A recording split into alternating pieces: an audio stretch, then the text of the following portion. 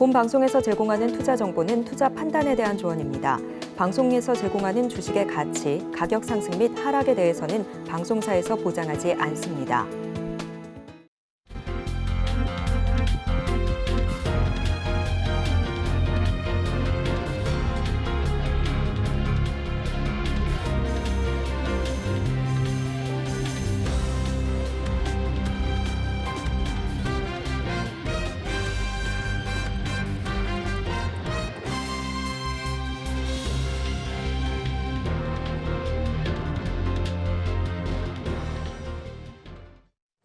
시청자 여러분 안녕하세요. 오늘을 돌아보고 내일을 준비하는 오늘장 내일장 일부 진행의 백설입니다. 오늘 시장에서는 반도체와 관련된 이야기가 많이 나오고 있습니다. 반도체를 중심으로 수출이 회복되는 기조를 보이면서 경상수지는 7개월 연속 흑자 기조를 이어가는 모습이 나타났고요. 또 엔비디아의 주가는 사상 최고치를 경신하는 모습을 보여줬습니다. 삼성전자의 경우에는 장 시작 전에 잠정 실적을 발표했습니다. 15년 만에 최저치를 기록했고요. 시장의 컨센서스도 하회하는 수치로 집계가 됐습니다. 지금 시간 기준으로는 주가가 하락세로 반응을 하는 모습이 나타나고 있습니다. 시장 전반의 모습을 살펴본다면 혼조 양상을 펼치고 있습니다. 코스피 시장이 5거래일 만에 반등세를 보여주나 싶더니 지금 등락을 조금씩 다르게 하고 있고요. 코스닥 시장은 빨간불을 유지해주고 있습니다. 양대 시장 모두에서는 외국인과 기관이 쌍끌이 매수세를 보여주고 있는데 매수 규모는 달라지고 있습니다. 마감가스 어떤 기조를 보일지 저희 방송과 함께 체크를 해보시기 바랍니다. 저희 방송은 유튜브를 통해서도 보실 수 있습니다. 유튜브 검색창에 서울경제TV라고 검색하시면 저희 방송과 함께 하실 수 있으니까요. 실시간 채팅에도 많이 참여를 해주시기 바랍니다. 1월 9일 화요일입니다. 오늘장 내일장 1부는 이 시각 보도본부로 시작하겠습니다. 앞서서 살펴보셨던 헤드라인 중에서 세 가지를 골라서 심층적으로 다뤄보겠습니다. 오늘은 보도국의 서청석 기자 나와 있습니다. 어서 오세요. 네, 안녕하세요. 첫 소식부터 알아보도록 하겠습니다. 삼성전자가 지난해 4분기 잠정 실적을 발표했습니다. 어떻게 나왔나요? 네, 삼성전자가 지난해 4분기 잠정 실적을 발표했습니다. 지난해 4분기 삼성전자의 영업이익은 2조 8천억 원을 기록해 전년 동기 대비 35.03% 줄었고 매출은 67조 원으로 잠정 집계됐다고 밝혔는데요. 분기별로 보면 영업이익은 지난해 1분기 6,400억 원을 시작으로 2분기 6,700억 원, 3분기 2조 4,400억 원에 이어 3개 분기 연속 증가했습니다. 반도체 업황이 좋지 못해서 한동안 반도체 부문을 담당하는 DS 사업부에서 실적이 그다지 좋지 못했는데 이번엔 어떤가요? 네, 이번 잠정 실적 공개에서 삼성전자는 부분별 실적은 공개하지 않았는데요. 다만 메모리 반도체 시황 회복으로 DS 부문 적자가 축소되면서 실적 개선에 기여한 것으로 평가받고 있습니다. DS 부문 분기 영업 손실은 작년 1분기 4조 5,800억 원, 2분기 4조 3,600억 원, 3분기 3조 7,500억 원에 이어 4분기에는 1조 원에서 2조 원대로 줄어들었을 것이라는 평가가 증권가에선 나오고 있습니다. 메모리 감산 효과가 나타나고 과잉 재고가 소진되면서 주력인 반도체 실적에 긍정적으로 작용하고 있는 것으로 분석됩니다. 다음 소식은 증권업계 실적 소식입니다. 4분기 실적 발표를 앞두고 있는데 표정이 그다지 밝지를 못합니다. 어느 정도로 전망되나요? 네, 아무래도 국내 주요 증권사들이 부동산 프로젝트 파이낸싱 관련 충당금 적립 등의 여파로 4분기 부진한 실적을 거뒀을 것이라는 전망이 나오고 있는데요. 금융정보업체 FN가이드에 따르면 주요 증권사 7곳의 지난해 4분기 영업이익 추정치의 합산액이 약 7,414억 원으로 집계됐습니다. 2022년 4분기 5,086억 원보다 45.8% 늘어난 수준이지만 1조 원을 넘어섰던 직전 분기인 지난해 3분기보다는 37.2% 줄어든 규모입니다.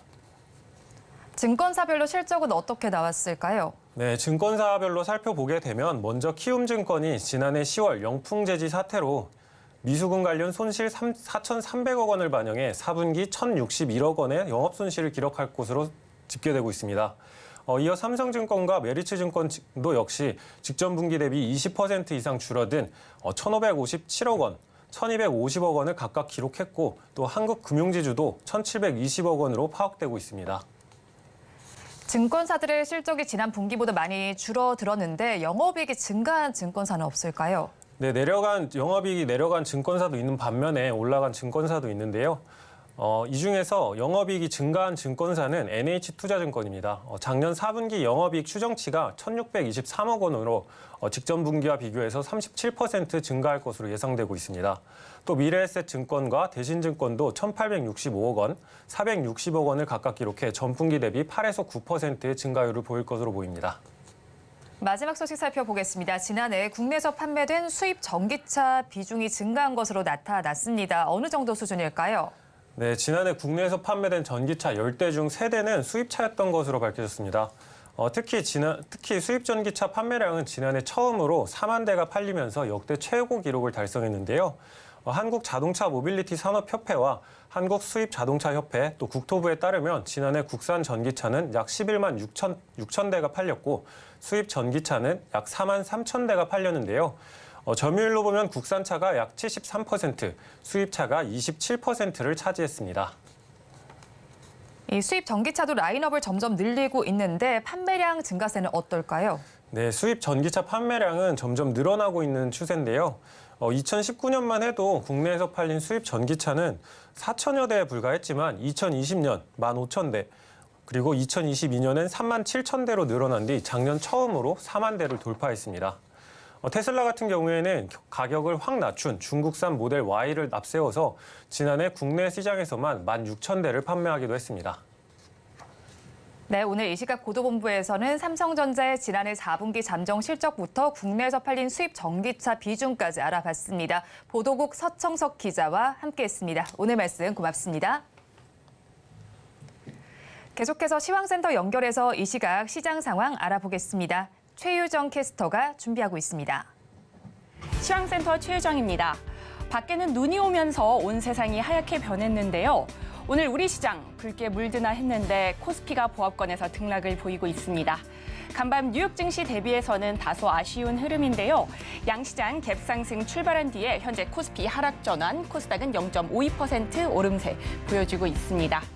간밤 엔비디아가 날아올랐죠. 이에 따라 국내 반도체 관련주 장 초반 강세 보였는데요. 하지만 삼성전자가 어닝 쇼크 수준의 잠정 실적을 발표하면서 상승 탄력 둔화된 모습입니다. 지수도 이에 따라가는 모습인데요. 현재 0.06% 하락세 보이는 가운데 2,566포인트까지 내려온 모습입니다. 오늘 매매 동향을 살펴보면요. 외국인이 선물 시장에서 4,300개항 가량 물량을 출회하는 가운데 그래도 현물 시장에서는 매수세 보여주고 있습니다. 현재 524억 원 사들이고 있고요. 기관은 방향성 잡지 못하는 모습입니다. 현재 매수 매도 계속해서 오가는 가운데 현재는 16억 원 소폭 담아내고 있고요. 개인만이 매도세 보여주고 있습니다. 한편 코스닥 시장 안에서는 현재까지는 빨간불 켜주고 있는 모습입니다. 비트코인 현물 ETF 승인을 하루 앞두고 가상화폐 관련주 강세 보이고 있고요. 또 AI 관련주 계속해서 강세 보이면서 반도체 업종이 지수 상승을 견인하고 있습니다. 현재 코스닥 0.49% 오름세 보이면서 883포인트 지나가고 있는데요. 그래도 코스닥 시장도 상승 탄력은 살짝은 둔화된 모습입니다. 그래도 코스닥 시장을 이끌어주고 있는 것은 외국인과 기관의 동반 매수세인데요. 현재 각각 776억 원, 1,167억 원 사들이는 가운데 개인만이 제조업 위주의 매도세 보여주면서 1,400억 원 넘게 덜어내고 있습니다. 그리고 올 연초 올 연초 가파른 상승률 보여준 섹터 중에서 항공 섹터 빠뜨릴 수 없는데요. 저가 항공사 3사가 지난해 연매출 1조 원을 나란히 달성한 가운데 항공 수요도 코로나 이전의 90%까지 회복했다는 분석이 나오고 있습니다. 이에 따라 항공 관련주 일제히 강세 보이고 있는데요. 가장 탄력적인 것은 에어부산입니다. 현재 7% 넘게 강세 보이고 있고요. 이어서 한진칼도 강합니다. 다음 달 MSCI 지수 편입의 기대감에 5% 넘는 강세 보여주고 있고요. 제주항공도 5%대 빨간불 켜주고 있습니다. 한편 초전도체 관련주 하루는 상승, 하루는 하락을 반복하고 있는데요. LK99를 개발한 이석배 대표가 공식 석상에 나온다는 소식에 관련주 어제 급등세 보였는데 하루 만에 매물 출회되고 있습니다. 먼저 서남 현재 3% 넘는 파란불 켜주고 있고요. 이어서 덕성도 2% 넘게 파란불 켜주고 있는 가운데 CCS는 3.5% 넘게 내리면서 2,150원에 거래되고 있습니다. 이상 오늘장 시황 살펴봤습니다. 남은 오후장도 저희와 함께 하시면서 현명한 투자 전략 세워가시기 바라겠습니다. 이상 시황센터 최유정이었습니다.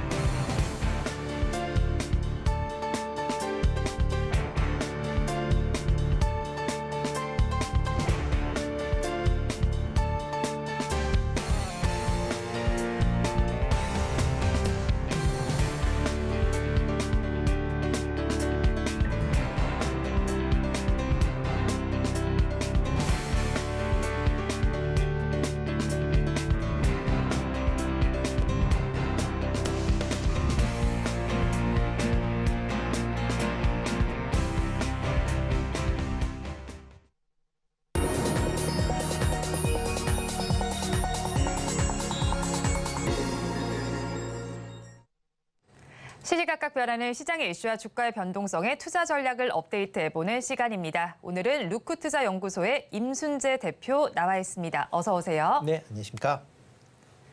대표님과 이야기 나눠볼 뉴스 화면을 통해서 체크해보겠습니다. 오늘의 뉴스입니다. 삼성전자가 지난해 반도체 업황 바닥을 통과하면서 15년 만에 가장 적은 연간 영업이익을 기록했습니다. 삼성전자는 연결 기준 지난해 한 해 동안 영업이익이 6조 5,400억 원으로 전년보다 84.92% 감소한 것으로 잠정 집계됐다고 공시했는데요. 매출은 258조 1,600억 원으로 전년 대비 14.58% 감소했습니다. 관련한 삼성전자에서는 오늘 약세 흐름이 나타나고 있습니다. 자세한 내용 짚어보도록 하겠습니다.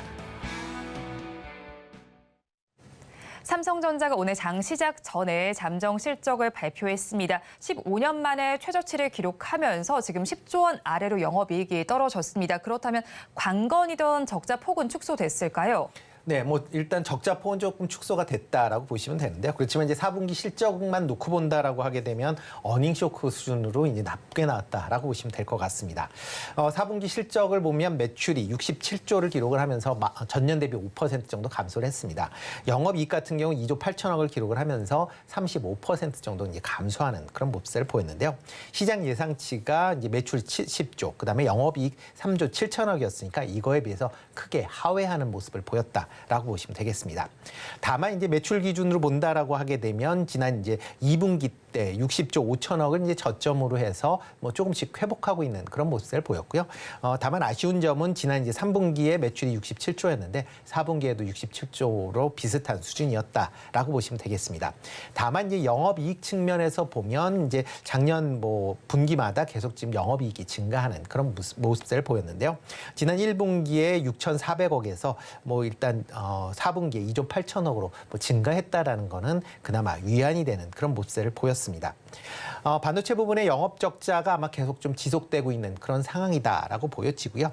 지금 뭐 정확하게 세부적인 뭐 그 내용은 아마 1월 31일 날 그럼 실적 발표 때 뭐 나올 걸로 예상이 되고 있는데 지금 시장 예상치를 본다라고 하게 되면 DX 경험 부분, 이제 모바일이나 이제 가전 부분이다라고 보시면 되는데요. 여기서 한 2조 원 정도의 이제 영업이익이 발생했을 걸로 추정이 되고 있고요. 디스플레이에서도 한 2조 원 정도, 그다음에 함원 부분에서 한 4천억 정도가 발생했을 걸로 예상을 하고 있습니다. 그렇다라고 하게 되면 DS 사업 부분에서는 한 1조 5천억 전후의 적자가 발생하지 않았을까라고 지금 추정을 하고 있는 그런 상황이고요. 다만 이제 분기별 DS 영업 적자가 계속 감소하고 있다라는 건 좀 긍정적으로 볼 수 있다라고 보여집니다.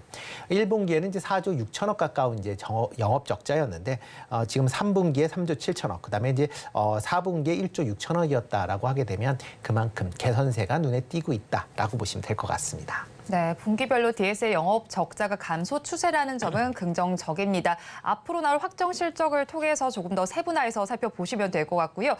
또 삼성전자가 어닝 쇼크를 기록한 가운데 시장에서는 D램 중심의 메모리 반도체 사업 회복을 좀 기대를 했습니다. 이제는 좀 흑자 전환까지도 기대해 볼 수 있지 않을까요?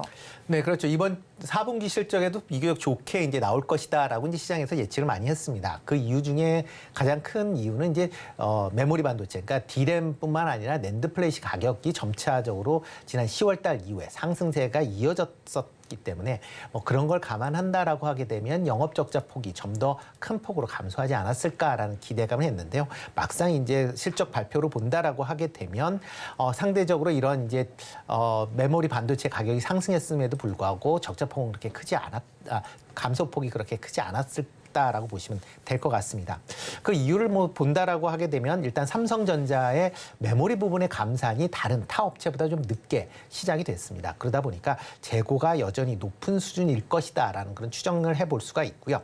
특히 DDR4에서 DDR5로 D램의 교체 그런 전환 과도기에 있기 때문에 지금 재고를 많이 갖고 있는 DDR4 램에 대한 재고 감소가 생각보다 더디게 진행되고 있는 거 아니냐라고 생각을 해볼 수도 있습니다. 그리고 낸드 플래시 같은 경우도 이제 스마트폰의 수요 감소 여파로 재고 감소가 여전히 더딘 그런 흐름을 이어가고 있다라고 보시면 될 것 같습니다.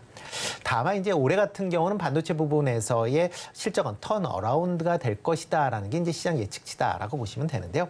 가장 큰 게 이제 올해 반도체 수요가 회복이 되면서 아마 정상적인 이제 반도체 판매가 이루어질 것이다라는 기대감을 갖고 있습니다. 특히 반도체를 가장 많이 쓰고 있는 뭐 스마트폰이나 PC, 클라우드, 서버 등에 대한 수요가 증가하면서 메모리 수요도 같이 증가할 것이다라고 예상을 하고 있고요. 특히 뭐 갤럭시 S24가 이제 17일 날 공개될 예정인데 여기에서 이제 온 디바이스 AI가 이제 탑재될 걸로 예상이 되고 있습니다. 이렇게 온 디바이스 AI가 탑재된다라고 하게 되면 낸드 플래시에 대한 수요가 지금보다 더 증가할 가능성은 있으니까 그런 것을 감안한다라고 하게 되면 뭐 재고 관련된 부분도 작년보다는 확실히 개선되는 그런 모습을 이어질 걸로 예상이 되고 있고요. 그러다 보니까 이제 지금 많은 증권사들이 이제 올해 삼성전자에 대한 이제 실적에 대해서 예측치를 내고 놓는 그런 상황입니다. 지금 시장 컨센서스를 본다라고 하게 되면 뭐 지금 작년보다 한 15% 이상 지금 매출이 증가한 300조를 넘을 것이다라고 예상을 하고 있고요. 영업이익 같은 경우는 지금 뭐 작년 한 6조 8천억 정도를 예상을 지금 뭐 추정이 되고 있는데 올해는 35조 정도. 그러니까 반도체 부분의 적자 부분이 해소가 되면 뭐 충분히 이 정도는 가능하지 않을까라는 생각을 해보고 있습니다. 네, 위험 요소와 또 긍정적인 요소를 모두 고려해 봤을 때 그래도 올해 영업이익은 증가할 것이다라는 전망이 증권가에서 나오고 있습니다. 그런데 오늘 주가를 살펴본다면 어닝 쇼크를 기록한 이후에 주가는 지금 많이 좀 밀리고 있습니다. 1% 후반대로 밀리면서 7만 5천 원 선에서 거래가 되고 있는 상황입니다. 8만 전자와 이제 점점 멀어지는 것이 아닌가 하는 생각이 들기도 하는데 증권가에서는 여전히 10만 전자까지도 기대해 볼 만하다라는 시각도 있습니다. 그렇다면 오늘 말고 중장기적으로 봤을 때는 긍정적인 흐름을 볼 수 있다라고 봐도 괜찮을까요? 네, 그렇죠. 장기적으로 본다라고 하게 되면 긍정적으로 봐야 되지 않을까 싶습니다. 그렇지만 이제 단기적으로 보면 오늘 이제 어닝 쇼크급의 이제 4분기 실적이 나왔기 때문에 단기적으로는 아마 주가의 조정이 뭐 약간은 있을 걸로 예상이 좀 되고 있습니다. 그렇지만 뭐 올해 실적에 대한 부분은 여전히 기대감이 큰 그런 상황이고요. 다만 이제 10만 전자를 가기 위해서는 뭐 지금 같은 그런 상황보다는 좀 더 개선되는 그런 이제 보여주는 그러니까 시장에서 바뀌었구나라는 거를 확실히 인식시킬 수 있는 그런 이제 이벤트가 있어야 될 걸로 예상이 되고 있습니다. 만약 그렇다라고 하게 되면 가장 큰 이벤트다라고 하게 되면 아마 빅테크 기업들에서 이제 반도체 관련된 수주를 받아야 되지 않을까 좀 생각을 하고 있고요. 뭐 HBM3 뭐 관련된 그런 부분도 당연히 대규모 수주가 있어야 된다라고 보여지고요. 또 하나가 파운드리 시장에서 지금 뭐 3나노과에 관련된 공정에서 빅테크 관련된 기업들에서 이제 이런 수주를 받아야만 투자자 입장에서 이제 삼성전자가 확실히 체질 개선이 되면서 향후에 실적이 지금보다 좀 더 개선될 것이다라는 기대감을 키울 수 있고요. 그래야만 10만 전자를 뭐 바라볼 수 있지 않을까 좀 생각을 해보고 있고요. 그 전까지는 아직까지는 뭐 지금 상황에서는 어느 정도 업황 개선으로 뭐 상승하는 그런 상황이다라고 하게 되면 뭐 8만 전자 때까지는 뭐 충분히 올라갈 수는 있겠지만 그 이상으로 올라가기에는 조금은 힘이 부족한 그런 상황 아닌가라는 생각을 해보고 있습니다. 네, 말씀을 종합해 보자면 빅테크의 수주가 관건일 것 같습니다. 그런가 하면 엔비디아의 경우에는 가정용 AI 반도체 세 종류를 공개하면서 사상 최고치를 경신하는 모습을 보이기도 했습니다. 오늘 삼성전자 사뭇 분위기가 다른 상황인데 오늘 반도체주 전반에 대한 주가 흐름은 어떻게 나타나고 있을까요? 네, 엔비디아 같은 경우 이제 어저께 이제 큰 폭으로 상승을 했죠. 뭐 역대 이제 최대의 이제 주가 수준을 유지할 최고가를 기록을 할 만큼 좋았는데요. 뭐 엔비디아 같은 경우는 그동안 이제 중국 시장이 AI 반도체 수출 규제에 대한 그런 여파, 그다음에 이제 경쟁사인 이제 AMD나 인텔이 AI 반도체를 계속 이제 출시하는 거에 따른 이제 경쟁 격화 우려감으로 전반적으로 좀 조정을 받았었습니다. 그 상황에서 이제 신형 게임용 이제 GPU를 공개하면서 시장에 이제 관심도를 받았다라고 보시면 될 것 같습니다. 그렇지만 이제 엔비디아에서 이제 이런 PC용 게임용 이제 GPU 매출 비중이 한 20% 정도에 불과합니다. 그러니까 그만큼 지금은 이제 AI 반도체 쪽, AI용 GPU로 완전히 뭐 매출 구조가 이제 쏠려 있다라고 보시면 될 것 같고요. 그리고 뭐 실질적으로 지금 게임용 이제 GPU, 그러니까 게임용 이제 GPU 시장에서 엔비디아가 이제 80% 정도의 이제 시장 점유율을 갖고 있기 때문에 이렇게 이제 신형 그 칩이 나온다라고 해서 물론 이제 GPU 시장에서의 지금까지의 이제 굳건한 시장 점유율을 이제 유지할 수는 있겠지만 이와 관련돼서 큰 매출이 증가할 거다라고 보기는 좀 어려울 걸로 생각이 되고 있습니다. 그러니까 일단 심리적인 관점에서 이제 접근을 하시는 게 좀 맞지 않을까라는 생각이 들고 있고요. 그러다 보니까 이제 엔비디아 관련돼서 뭐 국내에서 뭐 직접적으로 연관되는 기업은 뭐 그렇게 많지는 않지만 엔비디아가 계속 좋아진다라고 하게 되면 그거를 만들고 있는 반도체 업체들도 긍정적으로 시장을 볼 수 있다라고 보여집니다. 다만 이제 오늘 같은 경우에 이제 이런 이제 엔비디아의 이제 그런 기대감도 있었지만 이제 삼성전자의 실적 악화 부분이 좀 더 시장에 더 영향을 미친 거 아닌가 좀라는 생각을 해보고 있고요. 다만 이제 이렇게 이제 반도체 소부장주다 전반적으로 좀 조정을 받는다라고 하게 되면 조정폭이 커진다라고 하게 되면 뭐 저가 분할 매수 관점에서 접근을 하셔도 아직까지는 괜찮지 않을까라는 생각을 해보고 있습니다. 네, 지금 가격이 조정을 받을 때 분할 매수 관점으로 접근해 봐도 좋겠다는 의견을 주셨고요. 지난해에 이어서 올해까지도 HBM과 온디바이스 AI가 화두가 될 것으로 보입니다. 그런데 흐름을 살펴보자면 대형주보다는 중소형주에서 더 그 랠리가 많이 관찰이 되는 것 같습니다. 그러면 중소형주 내에서 옥석 가리기 저희가 어떻게 해야 할까요? 네, 뭐 지금 최근 들어 이제 그 반도체 관련된 부분에 대한 이제 업황에 대한 긍정적인 뭐 얘기들을 많이 하고 있고요. 그러다 보니까 이제 어느 정도 그 내부에서 이제 세부 섹터마다 지금 순환매 형태로 이제 움직이고 있다라고 보시면 될 것 같습니다. 그래서 시두에 따라서 뭐 작년도서부터 시작을 해서 뭐 AI를 반도체 관련된 부분이 움직인다든가 아니면 뭐 HBM, 뭐 그 다음에는 뭐 디자인 하우스, 그 다음에 최근 온디바이스 AI, 그 뭐 최근엔 CLX까지 해서 전체적으로 이제 세부적인 상황에서 이제 계속 지금 순환매가 좀 이어지고 있는 그런 상황이다라고 보시면 될 것 같고요. 그러면서 각 이제 소부장 기업들의 이제 키 맞추기가 지금 같이 이루어지고 있는 거 아닌가라는 생각을 해보고 있습니다. 소부장 관련된 기업들의 올해 실적은 아마 작년보다는 확실히 개선되는 그런 모습을 보일 걸로 그렇게 예상이 되고 있습니다. 특히 뭐 작년에 이제 반도체 감산 이슈가 이제 가장 크게 악재로 작용했다라고 하게 되면 올해의 반도체 이제 공급이 정상화된다라는 관점에서 보면 가장 큰 수혜를 입을 가능성은 있다라고 보여지고요. 이렇게 이제 반도체 관련된 부분에 그러니까 이런 생산이 정상화된다라고 하게 되면 뭐 가장 크게 뭐 시장에서 주목을 받는 게 아마 전공정 업체가 네. 아마 좀 더 주목을 받을 가능성은 있다라고 보여집니다. 뭐 작년 같은 경우에는 뭐 HBM 반도체 덕분에 후공정 관련된 패키지 공정을 하고 있는 업체들이 상당히 이제 시장에서 주목도를 많이 받았고 관련된 이제 주가들도 많이 오른 그런 모습을 보였습니다. 이에 비해서 전공정 업체들은 작년에 상대적으로 주가 상승세가 좀 둔했었던 게 이제 사실이고요. 뭐 만약 이렇게 이제 둔했었던 그런 이제 주가가 만약 정상적으로 이제 실적이 반영이 되기 시작을 한다라고 하게 되면 뭐 작년보다는 좀 더 탄력적인 그런 움직임이 이어질 걸로 예상이 되고 있습니다. 그렇기 때문에 올해는 아마 전공정 업체도 같이 좀 주목해서 보실 필요가 있지 않을까라는 생각을 해보고 있습니다. 지난해 주목을 받았던 후공정 업체와 더불어서 이제는 전공정 업체도 시선을 돌려볼 시간인 것 같습니다. 오늘 반도체 전반에 대해서 이야기 나눠봤는데 탑픽 종목 이 안에서 가지고 오셨을까요? 네, 그중에서는 파크 시스템즈 조금 관심 있게 좀 보시면 어떨까 싶습니다. 뭐 첨단 나노 계측 장비 이제 원자 현미경을 이제 제조하는 이제 뭐 세계 몇 개 안 되는 회사 중에 하나다라고 보시면 될 것 같고요. 뭐 0.01 나노까지 이제 측정이 가능한 그런 뭐 원자 현미경이기 때문에 이제 미세 구조물에 대한 측정 및 특성 분석 등이 가능합니다. 특히 최근 들어 이제 뭐 반도체 같은 경우도 이제 초미세화 공정에 진입이 되면서 뭐 지금 원자 현미경에 대한 수요가 증가하고 있는 그런 모습입니다. 뭐 이렇게 이제 원자 현미경을 통해서 이런 이제 미세 공정 내에 있는 여러 가지 이제 뭐 불순물이나 이런 것들을 확인해 볼 수 있다라고 보시면 될 것 같고요. 뭐 관련된 매출의 75%가 수출을 할 만큼 해외에서 기술력을 인정받고 있다라는 점도 주목해서 보시면 좋을 걸로 예상이 되고 있습니다.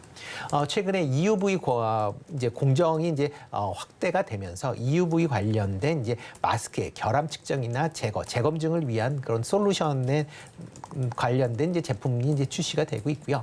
뭐 대표적으로 TSMC가 상당 부분 이제 관심을 갖고 있는 그런 상황입니다. 이뿐만 아니라 국내 업체와도 최근에 EUV 마스크 리페어 관련된 장비를 지금 뭐 시제품이 나왔고요. 뭐 현재 테스트 중이기 때문에 만약 이런 부분이 정상적으로 작동한다라고 하게 되면 올해는 관련된 매출도 증가를 기대해 볼 수 있지 않을까라는 생각을 해보고 있습니다.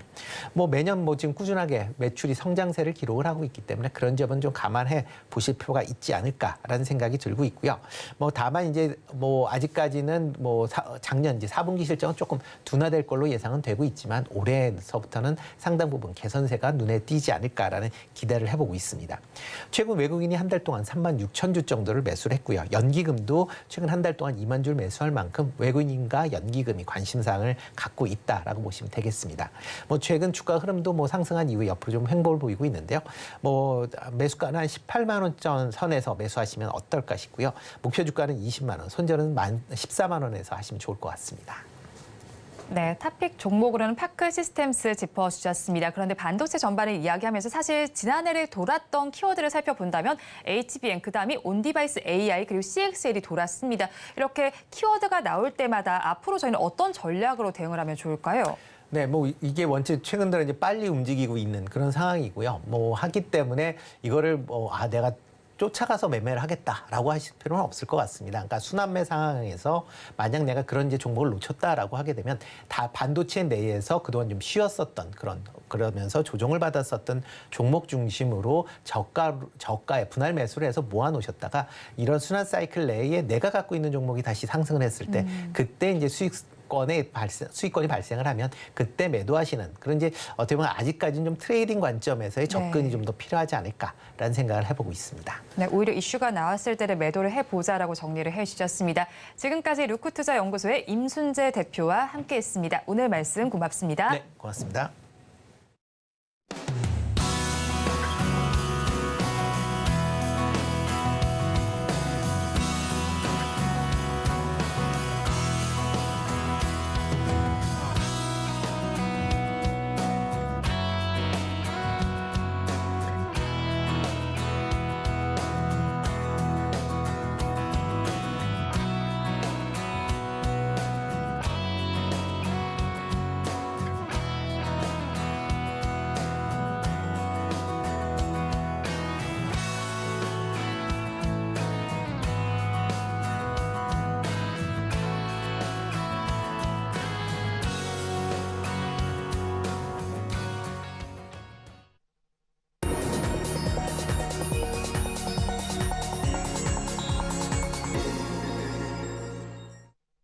마켓리더의 시선으로 글로벌 경제와 산업 트렌드를 체크하고 이걸 수익으로 연결해보는 시간, 고수의 선택 시간입니다. 오늘은 미중산업경제연구소의 조용찬 소장과 함께합니다. 어서 오세요. 예, 안녕하십니까. 소장님과 이야기 나눠볼 주제 화면을 통해서 확인해 보겠습니다. 오늘의 주제입니다. 연초에 미국 증시는 오락가락하는 모습을 보이고 있습니다. 그렇다면 연착륙이 수익률을 좌우할 수 있을지 자세한 이야기 다뤄보도록 하겠습니다. 연초 글로벌 증시는 시장의 기대와는 다르게 좀 부진한 모습이 나타나고 있습니다. 다행히 지난밤에는 기술주의 반등세에 힘입어서 좀 회복을 시도하고 있었는데 2024년에 미국 경기는 연착륙이 가능할지 궁금하고요. 언제쯤 회복을 할 수 있다고 보실까요? 네, 미국 증시 같은 경우에는 그 실적들뿐만 아니라 경제가 바닥을 쳤을 때 비교해서 한 6개월 정도 먼저 선행을 하고 있는데요. 그런 측면에서 보면은 블룸버그의 이코노미스트들 같은 경우 조사는 74명의 그 경제학자를 대상으로 해서 조사를 하게 되는데요. 여기서 보면은 올해 2분기에 미국의 경제는 바닥을 치고 하반기부터 회복이 될 것으로 나오고 있습니다. 특히 기업 실적과 관련이 되어 있는 ISM이 발표하는 제조업 그 경기 체감 지수 같은 경우에는 예상치를 지금 계속 웃돌고 있는 상황이고요. 이 때문에 아직까지는 호황과 불황의 경계선이라고 할 수 있는 50선을 밑돌고는 있지만 ISM 제조업 그 조사위원회 티모시 피레 회장 같은 경우에는 올해는 좋은 해가 될 것이라는 촉이 왔다는 이야기를 하고 있는데요. 아무래도 오랜 경험을 갖고 있는 전문가들 사이에서 특히 경제학자들 사이에서는 올해 하반기에는 경기가 분명히 회복이 되고 제조업도 실적이 분명히 좋아진다는 측면에서는 올해 2분기 내지 3분기를 전후해서는 주가뿐만 아니라 경제와 관련된 좋은 소식이 전해질 것은 분명해 보입니다.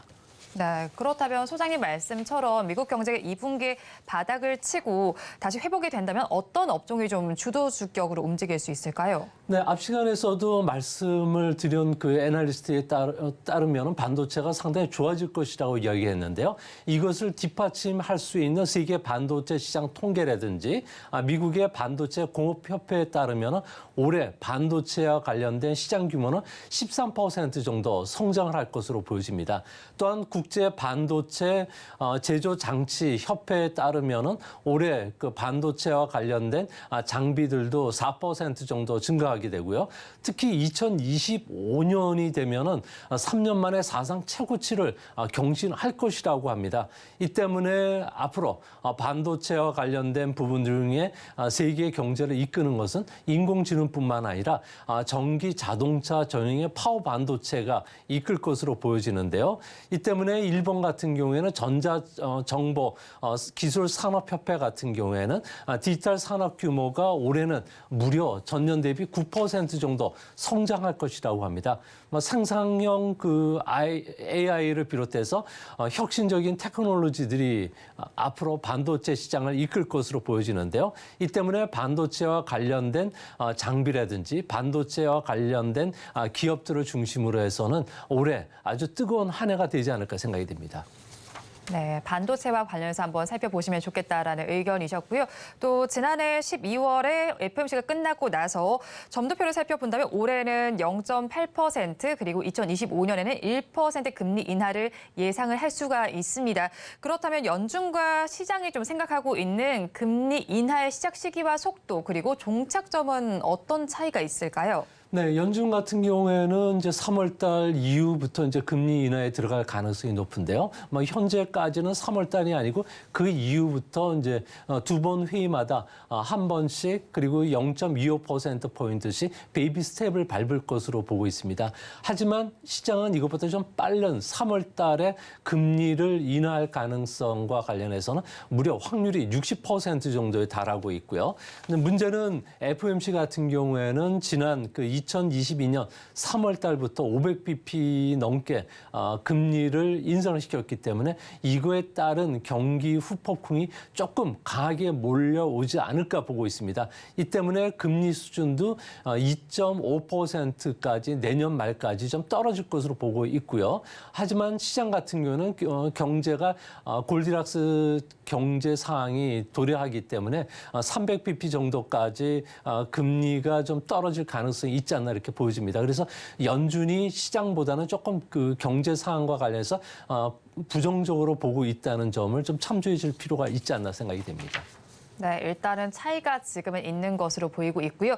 또 지난해에서 미국을 살펴본다면 실리콘밸리 은행의 뱅크런 사태와 더불어서 좀 금융 위기가 있었습니다. 그렇다면 올해는 신용 위기나 뱅크런 사태가 다시 나타날 가능성은 없을까요? 네, 은행들이 가장 걱정하는 것은 상업용 부동산 가격 하락 속도가 멈추고 있지 않다는 점에 있다고 합니다. 아무래도 현재 재택근무를 채택하는 미국 기업 숫자가 무려 작년 말 기준으로 해서 62%까지 올라왔는데요.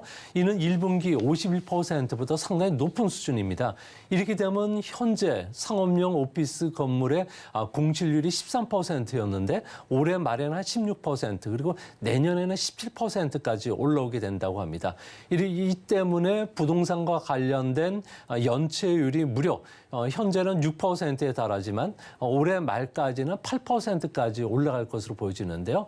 이럴 경우에는 아무래도 상업용 부동산과 관련된 던지기, 그 사무실 가격이 하락할 가능성이 있다는 겁니다. 이랬을 경우에 은행의 그 부실 대출 비율이 더 올라가게 되고 여신 비용이 더 올라갈 가능성이 크기 때문에 앞으로 상업용 부동산과 관련된 가격 하락 압력은 하반기로 갈수록 좀 높아진다는 점에서 아무래도 은행권에 좀 비상이 걸릴 가능성이 있지 않나 보여집니다. 네, 부동산 불황에 따라서 미국 은행들이 타격을 받을 것으로 예상이 되고 있습니다. 또 주요 경제 예측기관들은 올해 11월에 지금 미국의 대선이 예정되어 있는데 이에 따라서 좀 미중 관계가 더 악화될 것으로 예상을 하고 있습니다. 그렇다면 미국이 준비하고 있는 대중국 제재는 어떤 게 있나요? 네, 미국 입장에서는 중국 경제가 어려움에 처한 이 시점이야말로 물질 호기 절대 놓치지 말아야 될 기회로 보고 있는데요. 이 때문에 중국에 대한 압박 강도가 전방위적으로 커질 가능성이 큽니다. 지금 새해부터 중국에 대해서 꼭 집어 제재할 내용을 보면은 중국산 그 배터리 그리고 전기 자동차, 니켈, 그 리튬을 사용했던 자동차와 관련해서는 미국에서는 보조금 혜택을 박탈할 가능성이 높은데요. 미국 같은 경우에는 인플레이션 감축법에 의해서 최대 7,500달러 정도까지 전기 자동차를 샀을 경우에는 혜택을 보게 된다고 합니다. 하지만 이 부분과 관련해서 중국산에 대해서는 단계적으로 축소할 예정으로 있고요. 또 한 가지는 레거시 칩이라고 부르는 중국산 저가 반도체와 관련해서 수입을 막겠다는 겁니다. 미국 같은 경우에는 지난 12년 동안에 전기 자동차와 관련해서 중국 정부가 보조금을 준 31조 그리고 반도체와 관련해서 10년간 무려 200조 원에 달하는 보조금과 관련해서는 상계 관세를 부과시키겠다는 건데요. 이렇게 되면은 전기 자동차 재료와 관련해서 중국이 세계 시장 점유율이 80% 차지합니다. 또한 28나노미터 이상의 구형 반도체 같은 경우에도 중국이 세계 시장을 석권하는데 이 부분이 흔들릴 가능성이 크다는 점에서 우리 기업들에게는 반사 이익이 돌아오는 한 해가 되지 않을까 보여집니다. 네, 그런데 일단 미국이 상계 관세를 부과하면서 대중국을 좀 제재를 하게 된다면 시진핑의 또 핵심 정책인 전기차와 배터리, 반도체가 많이 고사를 할 수도 있는데 이에 대해서 중국 정부가 반발할 수도 있을 것 같은데요. 네, 상계 관세는 수입 제품과 관련해서 보조금이 차지하는 비율만큼 수천 %의 관세를 부과할 수가 있게 됩니다. 이렇게 됐을 경우에는 세계 반도체 시장에서 75% 이상을 차지하는 20나노미터급 이상의 구형 반도체와 관련해서는 중국이 2, 3년 안에 세계 시장을 석권하겠다는 계획이 완전히 물거품으로 사라질 가능성이 크고요. 또 전기 자동차나 전기 자동차 배터리와 관련해서도 현재 중국에서는 두세 개밖에 기업이 살아남지 못하는 상당히 어려운 상황에 처하게 됩니다. 시 주석 같은 경우에는 전기 자동차 넘버원 전략을 펴면서 자신의 경제 정책 성과로 포장하고 있는데요. 이 부분이 이제 흔들리게 됐을 경우에 중국도 미국에 대해서 수입품에 대한 관세 부과뿐만 아니라 소액 온라인 직구와 관련해서는 현재 면세 혜택을 줬는데 아무래도 관세 부과할 가능성이 높고요. 또 히토류도 수출을 중단할 가능성이 있을 거로 보여집니다. 이거와 관련해서 미국 같은 경우에도 아무래도 그 선거를 앞두고 자동차 노조에 어느 정도 지지를 받아야 되겠고 국민에게 어필할 목적으로 중국과 관련된 제재 강도를 또 한 번 다시 강화시킬 가능성이 크기 때문에 올해는 미중 간의 무역 갈등 문제가 계속 첨예하게 대립하지 않을까 생각이 됩니다. 네, 미중 간의 무역 관계 심화되지 않을까 싶습니다. 미국이 중국산 구형 반도체에 대한 큰 폭의 상방 관세를 좀 부과하게 된다면 우리나라는 어떤 기업의 수혜를 보게 될까요? 네, 미국 같은 경우에는 중국의 그 레거시 칩 저가 반도체의 95%는 자동차 기업이 수입을 하고 있다고 합니다. 아무래도 이런 팹리스와 관련된 그 자동차 반도체에서 우리나라 기업들은 그동안에 소극적인 모습을 보였는데요. 아무래도 모바일의 두뇌라고 할 수 있는 AP 칩 같은 경우에는 가격이 $100를 상회합니다. 또한 그 마진율이 10에서 20% 정도 달할 정도로 고마진인데 차량용 전자 제어 역할을 해주고 있는 MCU라고 하는 마이크로 컨트롤러 같은 경우에는 가격이 $10 미만입니다. 그리고 이윤도 10% 미만이기 때문에 우리 기업들이 여기에 적극적인 참여를 하지 않았는데요. 하지만 자율주행 자동차라든지 전기 자동차로 전환되면서 이 시장의 그 반도체와 관련된 수요들이 폭발적으로 늘어날 가능성이 크다는 점에서 국내 차량용 반도체 기업인 텔레치스 같은 경우도 적극적으로 MCU 시장에 뛰어들고 있고요. AP뿐만 아니라 첨단 운전 그 보조 시스템에서도 시장 진출을 좀 본격화하고 있다고 합니다. 이에도 어버브 반도체라든지 LX 세미컨더 그리고 넥스트칩, 픽셀 플러스, 동훈 이나텍 그리고 라닉스 같은 국내 기업들도 이 시장에 본격적으로 반도체를 출시를 하고 있고 또 앞으로 고급 제품을 생산할 예정으로 있기 때문에 이 시장에도 좀 주목해 보실 필요가 있지 않나 생각이 듭니다. 네, 주목해 볼 만한 포인트들이 있다라고 정리를 해주셨고요. 미중 간에는 기술 전쟁과 무역 전쟁이 계속해서 일어나고 있습니다. 대선이 끝난 뒤에는 이 전쟁이 멈출지 아니면 계속해서 더 진행이 될지 궁금한데 소장님의 시각은 어떠실까요? 네, 앞으로 미중 간의 기술 패권 전쟁은 계속 진행이 될 것으로 보여지고요. 그동안에 미국이 중국을 견제했던 것은 군사적 위협 측면이었지만 실질적으로 세계 시장에서 중국이 차지하는 생산 비중이 계속 높아지고 있기 때문에 그렇습니다. 이 때문에 작년 같은 경우에는 미국의 경우에는 프렌드 쇼링, 가치를 공유한 국가 간의 공급망을 같이 구축하는 문제, 니어 쇼링, 그러니까 중국을 대신해서 미국 주변 쪽으로 공급망을 좀 안착시키는 문제, 또 자국 기업을 불러들이는 니쇼링 전략을 계속 펼쳤는데요. 앞으로는 올해죠. 디리스킹 전략에 그치지 않고 디커플링 쪽으로 강화시킬 것이라고 합니다. 이렇게 된다면은 앞으로 새 벽두부터 전기 자동차 배터리, 반도체뿐만 아니라 첨단 산업과 관련해서 중국을 제한 공급망을 더 확대시켜주는 작업들을 하게 되는데요. 중국이 제조업을 고도화시킬수록 수입 제품의 고부가가치율이 높아질수록 미국의 견제는 더 강해질 수밖에 없기 때문에 상대적으로 우리나라 기업들, 우리나라 제조업 같은 경우에도 상당한 반사 이익을 볼 가능성이 크다는 점에서 미중 간의 패권 전쟁이 결코 새우등이 터지지 않는 한국 입장에서는 상당히 수혜를 입지 않을까 생각이 됩니다. 미중 간의 분쟁 속에서 우리나라는 오히려 수혜를 받을 수 있겠다라고 정리를 해주셨습니다. 또 올해는 대선의 해라고 좀 불리겠죠. 선거의 해라고 불릴 만큼 여러 나라에서 선거가 열리게 됩니다. 특히나 저희가 주목을 해볼 만한 부분은 미국의 대선이 아닐까 싶은데 11월 5일에 현지 시간으로 열리게 됩니다. 이 대선은 바이든과 트럼프의 재대결이 유력한 상황입니다. 그러면 미국에서는 지금 트럼프가 지지율이 높은데 지금의 우세를 당일까지도 이어갈 걸로 보고 있나요? 네, 과거 선거에서는 3월 달 이전까지 그 지지율은 11월 본선 마지막 그 투표일까지 이어지는 경우가 거의 없었다고 합니다. 이유는 네 가지인데요. 스윙 스테이트 같은 경우에는 한 7개 주로 구성이 되고 있는데 그중에 현재 바이든은 위스콘신만 좀 지지율이 높고 나머지 부분은 트럼프에게 밀리고 있습니다. 하지만 스윙 스테이트에서도 민주당이 공화당을 압도하고 있다는 상황에서는 지지율이 언제든지 바뀔 바뀔 수가 있다는 상황이고요. 또한 현재 그 미국 같은 경우에는 하반기 경제 상황이 상당히 좋습니다. 뭐 골디락스 상황으로 전개될 가능성이 크다는 점에서 경기가 좋고 주가가 좋을 때 현직 대통령이 떨어졌던 사례는 지난 200년간 전혀 없었다는 점. 또한 그 선거와 관련해서 트럼프 같은 경우에는 각종 그 3월 달부터 소송에 좀 시달려야 되고요. 가장 무거운 연방의회 난입 사건과 관련된 혐의로 기소가 되어 있는 상태이기 때문에 앞으로 상황이 상당히 유동적이다는 점입니다. 또 한 가지는 양당 간에 그 소속되지 않은 무당파층이 더 늘어나고 있는데요. 이런 무당파층을 중심으로 한 X세대들 같은 경우에도 표심이 현재 트럼프에 집중되지를 않고 있다는 점에서 현재 그 바이든에 대한 지지율은 언제든지 다시 상승할 수 있지 않나 이렇게 생각이 됩니다.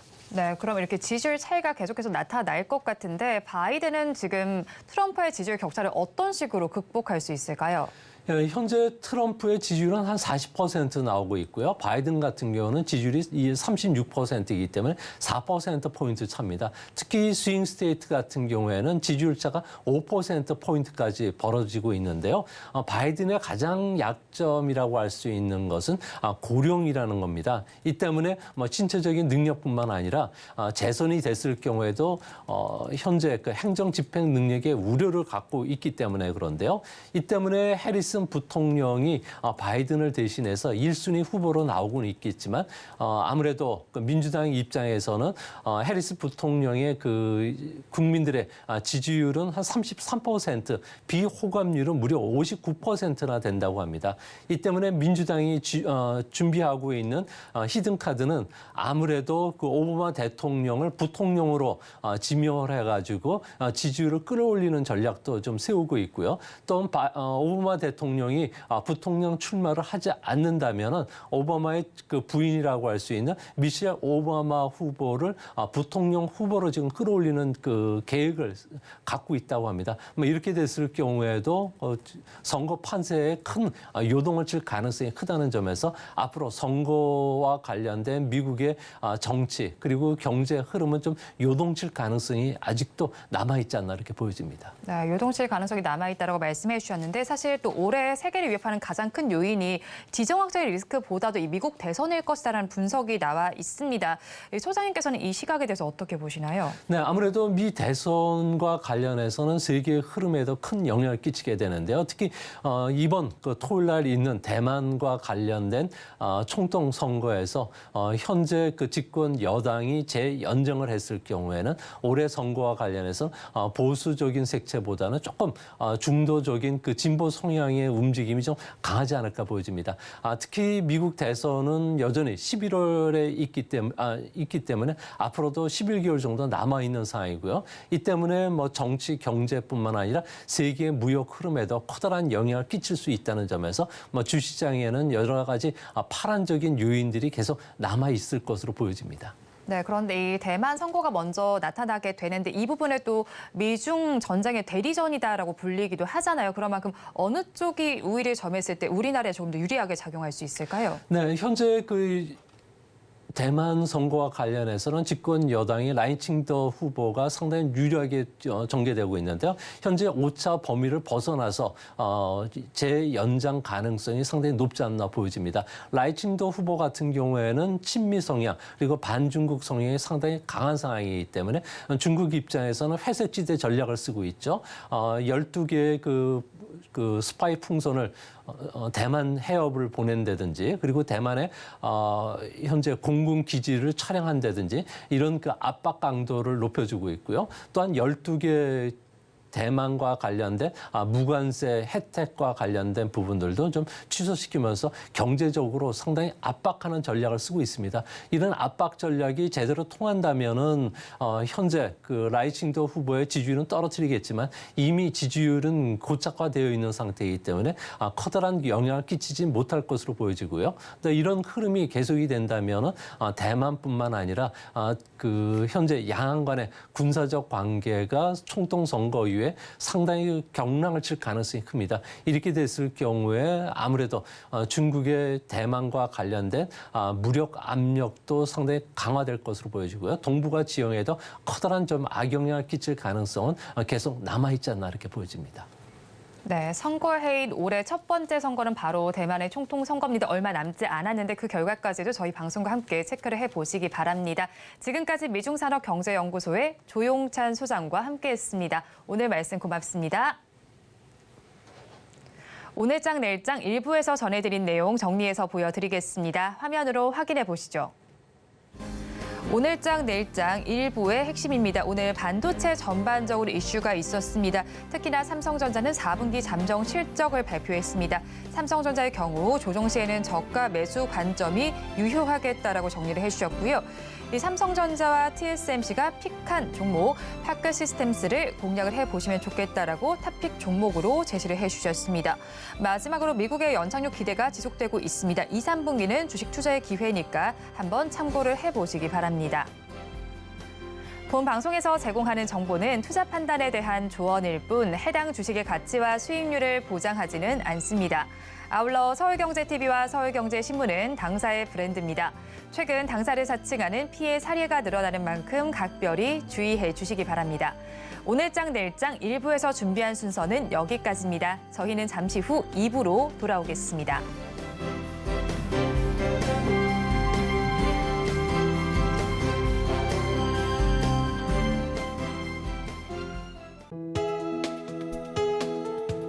본 방송에서 제공하는 투자 정보는 투자 판단에 대한 조언입니다. 방송에서 제공하는 주식의 가치, 가격 상승 및 하락에 대해서는 방송사에서 보장하지 않습니다.